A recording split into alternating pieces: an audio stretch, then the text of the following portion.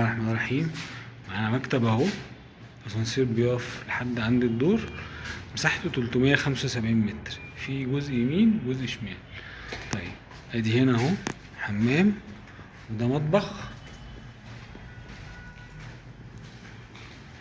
المطبخ ببابين. ايوه بالظبط كده، المطبخ ببابين.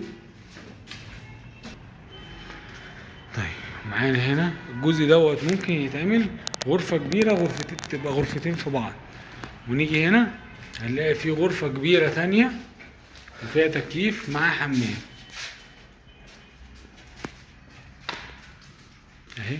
في بلكونات كتير في الشقة، الشقة كلها دبل فيو.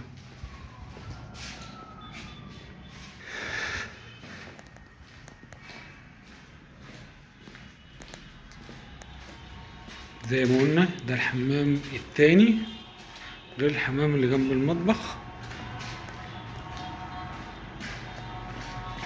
وهي دي بلكونة على شارع جامع الدول الرئيسي مباشرة.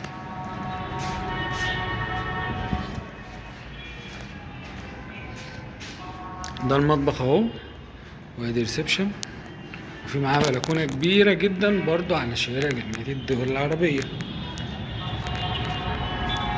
احنا بنتكلم هنا ممكن ان احنا نقسم زي ما احنا عايزين، يعني المساحة دي ممكن نقسم فيها زي ما احنا حابين. لما يكون نشاط اداري نقدر ان احنا نطلع غرف زي ما نحب، جبسون بورد.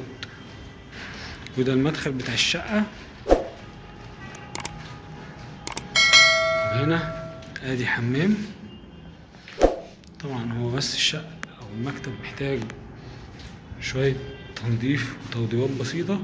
وادي غرفة، وادي الغرفة التانية.